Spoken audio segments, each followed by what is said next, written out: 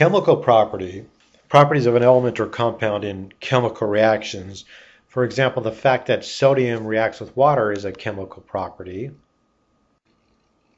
Chemical properties describe a substance's ability to react. How does it react and what a substance can do? Example, how flammable something is. Is it flame retardant? Won't even catch fire, or is it explosive? And of course we range all the way down to that.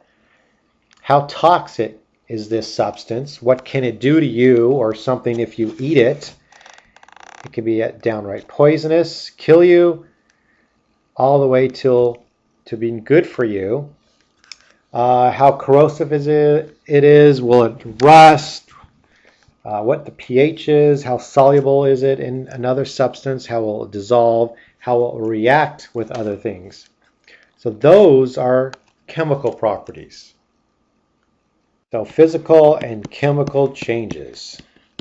Now all matter, no matter what, regardless of state, will undergo physical and chemical changes. Now these changes can be on a very small scale, atomic scale, which we'll never even see, or macroscopic, something huge that we can see with very easily. Now we'll talk about a chemical change. So if there's a chemical change, you are changing the chemical. You are changing what it is. So it's going to display different physical and chemical properties after the change. It's going to be totally different. You're going to start with one thing and end up with something completely different. Whereas with a physical change, you still have the same thing. It just physically looks different. For example, if we take this match,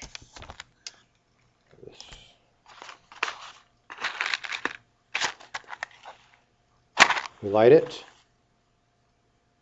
Now you can see this is going through a chemical change. It is going down to something totally chemically different. So characteristics of a chemical change: it will react with other substances. You will see that reaction or hear it or smell it.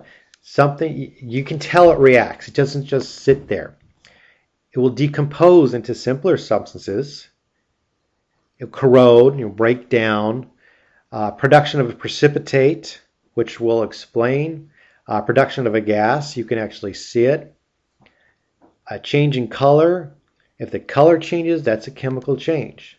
If light or heat is given off, that's a chemical change. So these are all characteristics of a chemical change. If one of these is going on, then you have a chemical change. You're changing what that chemical is. So now we'll look at characteristics of a chemical change. How can you tell a chemical change has happened? We could see a chemical change has happened by if it reacted with other substances. Okay, let's look at a production of a gas. Here we have some vinegar, and I add some baking soda to it. And we know a chemical reaction has taken place. You can't see it, but there is a gas being produced here. We have the gas causing the bubbles to come up and produce this foam. So we know, because this gas was producing the foam, that a chemical reaction or a chemical change has taken place. Now this is also an example of a chemical change. We have this piece of magnesium. It is being burnt, and you can see an immense amount of light is being given off.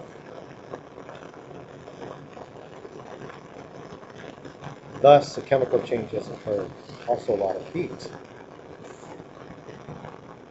And we get something different, a change of color as well.